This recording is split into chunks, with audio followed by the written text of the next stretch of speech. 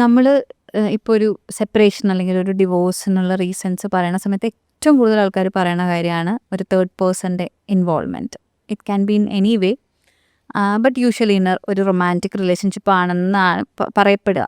അപ്പോൾ നമ്മൾ ഇതിനെ പറയുക എക്സ്ട്രാ മാരിറ്റൽ അഫെയർ എന്നാണല്ലോ, അതായത് എക്സ്ട്രയാണത്. അപ്പോൾ ആൻഡ് യൂഷ്വലി ഇപ്പം എൻ്റെ ഹസ്ബൻഡിന് അങ്ങനെ ഒരു എക്സ്ട്രാ മാരിറ്റൽ അഫെയർ ഉണ്ടെങ്കിൽ അത് എന്നെയാണ് കൂടുതൽ ബാധിക്കുക. ഐ ഫീൽ ദറ്റ് എനിക്കെന്തോ കുറവുണ്ട്, എന്തോ ലാക്ക് ചെയ്യുന്നുണ്ട്, and that is what he's searching in some other person, vice versa. അപ്പോൾ ഹസ്ബൻഡ് വൈഫ് പോണ കാണുമ്പോഴും പുള്ളിക്കാരൻ എന്തോ പ്രശ്നമുണ്ട് എന്നുള്ള പോലെയാണ് അതിനെ എടുക്കുക. അത് ചിലപ്പോൾ ആൾക്കാരെ തകർത്ത് കളയാറൊക്കെ ഉണ്ട്, നമ്മൾ അതുവരെ ബിൽഡ് ചെയ്തിരുന്നൊരു ട്രസ്റ്റ് കാര്യങ്ങൾ. അപ്പോൾ ശരിക്കും ഇതിനെ പറ്റിയുള്ളൊരു കാഴ്ചപ്പാട് എന്താണ്? എന്താ പറയുക, എല്ലാ എക്സ്ട്രാ മാരിറ്റൽ അഫെയർസിനെയും നമുക്ക് ഒരേ കാറ്റഗറിയിൽ പെടുത്താൻ പറ്റില്ല. പക്ഷേ ഈ പറഞ്ഞ ഒറ്റ ടേമേ ഉള്ളൂ എന്നുള്ളത് കൊണ്ട് എല്ലാ മാരേജ്, അതായത് ലീഗലി മാരീഡ് ആയിട്ടുള്ളതിൽ ഒരാൾക്ക് വേറൊരു അഫെയർ വന്നു കഴിഞ്ഞാൽ അത് എക്സ്ട്രാ മാരിറ്റൽ ആയി പോവുകയാണ്. ഓക്കെ, ആൻഡ് ഇപ്പോൾ ഈ പറഞ്ഞതുപോലെ മറ്റൊരാൾക്കൊരു അഫെയർ വരുമ്പോഴത്തേക്കും എനിക്കെന്തോ പ്രശ്നം എന്നൊക്കെ തോന്നുന്ന സാഹചര്യങ്ങൾ ഉണ്ടാവാറുണ്ട്. പക്ഷേ അതിൽ നമ്മൾ നോക്കുമ്പോൾ എന്താ പറയുക, നമ്മൾ റിലേഷൻഷിപ്പിനകത്ത് അത്രയും ഹാപ്പി ആണെന്നുണ്ടെങ്കിൽ, ഇമോഷണലി അത്രയും ഇൻറ്റിമസി ഉണ്ടെന്നുണ്ടെങ്കിൽ, അത്രയും ക്ലോസ്ലി കണക്റ്റഡ് ആണെങ്കിൽ ഒരു തേർഡ് പേഴ്സൻ്റെ ഇൻവോൾവ്മെൻറ്റ് അതിനകത്ത് വരില്ല. You sure? യെസ്. ഓക്കെ, ഇനി അല്ല എന്നുണ്ടെങ്കിൽ ഉണ്ടാവുന്നൊരു കേസ് ഞാൻ പറയാം. പേഴ്സണാലിറ്റി ഡിസോർഡേഴ്സ് ഉള്ള ആളുകളുണ്ടാവും, ചില ടൈപ്പ്. ഓക്കെ, ആൻഡ് എന്ത് ഡിസോർഡേഴ്സാണെന്നുള്ളത് ഞാൻ നെയിം എടുത്ത് പറയണില്ല, പക്ഷെ അതൊരു പേഴ്സണാലിറ്റിയുടെ ഡിഫക്റ്റാണ്. അവർക്ക് മൾട്ടിപ്പിൾ റിലേഷൻഷിപ്സ് ഉണ്ടാവുക, അത് ഈ മാരേജും പിന്നെ ഒരു പാർട്ട്ണർ എന്നുള്ളതല്ല, മൾട്ടിപ്പിൾ പാർട്ട്നേഴ്സ് ഉണ്ടാവുക, അല്ലെങ്കിൽ എപ്പോഴും പാരലലി അവർക്കൊരു തേർഡ് വീല് ഉണ്ടാവുന്നത് പോലെ ഉണ്ടാവുക. പലപ്പോഴും ഇതൊക്കെ പാർട്ട്നേഴ്സ് ചിലപ്പോൾ അറിഞ്ഞാൽ പോലും കണ്ണടയ്ക്കുന്ന ആളുകൾ ഉണ്ടാവാറുണ്ട്. കാരണം അതെൻ്റെ റിലേഷൻഷിപ്പിന്, മാരേജിന് ത്രെട്ടല്ല, അയാളെ പിന്നെ കൺട്രോൾ ചെയ്യാൻ പറ്റില്ല എന്ന് പറഞ്ഞു പോകുന്ന സാഹചര്യങ്ങൾ ഉണ്ടാവാറുണ്ട്. ഇങ്ങനെ നമ്മൾ റിലേഷൻഷിപ്സിനെ നോക്കിക്കഴിഞ്ഞാൽ പല കാറ്റഗറിയിൽ പെടുന്ന എക്സ്ട്രാ മാരിറ്റൽ അഫെയർസ് ഉണ്ട്.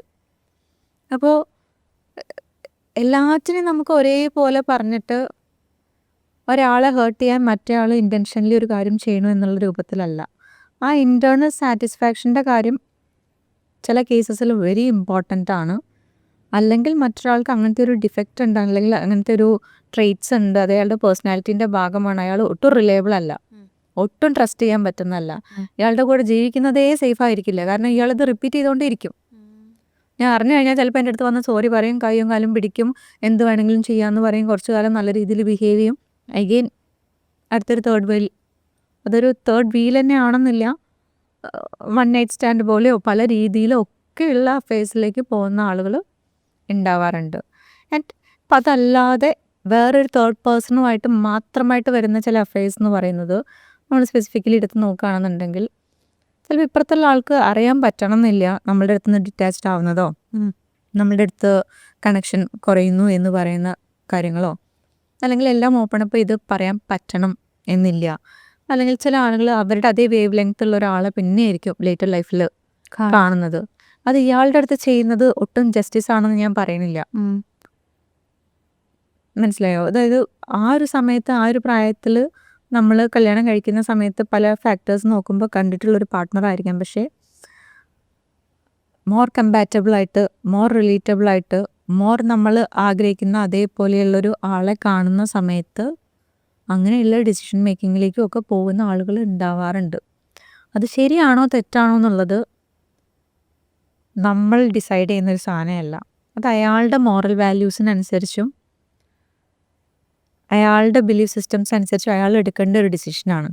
ഇത്രയും കാലം എൻ്റെ കൂടെ നിന്നിട്ടുള്ള ഇയാളുടെ കൂടെ ഞാൻ ലൈഫ് സ്പെൻഡ് ചെയ്യണോ, ഇയാൾ ഇന്ന ട്രേറ്റ്സ് ആണുള്ളത്, ഇന്ന ക്വാളിറ്റീസ് ഉണ്ട്, ഇന്ന ഹിസ്റ്ററി നമ്മുടെ ഇടയിലുണ്ട്, ഇതൊക്കെ എനിക്കറിയാം, പക്ഷേ എൻ്റെ ഫ്യൂച്ചർ ലൈഫിനെ പറ്റി ഞാൻ ആലോചിക്കുന്ന സമയത്ത് ഇയാൾക്ക് ഇന്ന ട്രേറ്റ്സ് ഉണ്ട്, ഇന്ന ക്വാളിറ്റീസ് ഉണ്ട്, എനിക്ക് മോർ കണക്റ്റഡ് ആയിട്ടോ അല്ലെങ്കിൽ മോർ എനിക്ക് ഇതാണ് ബെറ്റർ എന്ന് തോന്നുമ്പോഴോ വേറൊരു പാർട്ട്ണറിനെ ഓപ്റ്റ് ചെയ്യുന്ന സാഹചര്യങ്ങൾ ഉണ്ടാകാറുണ്ട്. പലപ്പോഴും ഇതിലെന്താ പ്രശ്നം പറ്റാറ് വെച്ചാൽ, ഈ ഒരു ഡിസിഷൻ അല്ലെങ്കിൽ ഇങ്ങനത്തെ ഒരു കാര്യം കമ്മ്യൂണിക്കേറ്റ് ചെയ്യുക എന്ന് പറയണത് വളരെ ഹാർഡായിട്ടുള്ള പാർട്ടാണ്. അപ്പോൾ അത് പലപ്പോഴും ഹൈഡ് ചെയ്ത് വെച്ചിട്ടൊക്കെ ആയിരിക്കും റിലേഷൻഷിപ്സിൽ ഇങ്ങനെയൊക്കെ സംഭവിക്കുന്നത്. അപ്പോൾ അത് റിവീൽ ആവുന്ന മൊമെൻറ്റിൽ അത് എന്തായാലും അത് പേഴ്സൺ അക്സെപ്റ്റബിളും ആയിരിക്കില്ല, ഷോക്കിങ്ങും ആയിരിക്കും. കാരണം അയാൾ അങ്ങനത്തെ ഒരു സിനാരിയോ അവരുടെ ലൈഫിൽ ചിലപ്പോൾ എക്സ്പെക്റ്റ് ചെയ്തിട്ട് പോലും ഉണ്ടാവണം എന്നില്ല. ഓക്കെ, അപ്പോൾ എന്താ പറയുക, ഇത് നോർമലൈസ് ചെയ്യാനും വയ്യ, കാറ്റഗറൈസ് ചെയ്യാനും വയ്യ. But this happens. ആൻഡ് ഓരോന്നിനും നമ്മൾ ഇപ്പോൾ ഒരു എക്സാമ്പിൾ പറയാം, ഇപ്പോൾ ഒരു ഡിപ്രഷനുള്ള 4 ക്ലയൻറ്റ്സ് വന്നു കഴിഞ്ഞാൽ നമ്മൾ 4 രീതിയിലായിരിക്കും അവരെ ട്രീറ്റ് ചെയ്യേണ്ടി വരിക. കാരണം അവരുടെ ഹിസ്റ്ററി, അവരുടെ ലൈഫ് ഡിഫറെൻ്റ് ആണ്. അതേപോലെ തന്നെയാണ് ഇങ്ങനെയുള്ള സാഹചര്യങ്ങളും. ഓരോ ആളുകളുടെയും ലൈഫിലെ സാഹചര്യങ്ങളും സിറ്റുവേഷൻസും ഡിഫറെൻ്റ് ആണ്.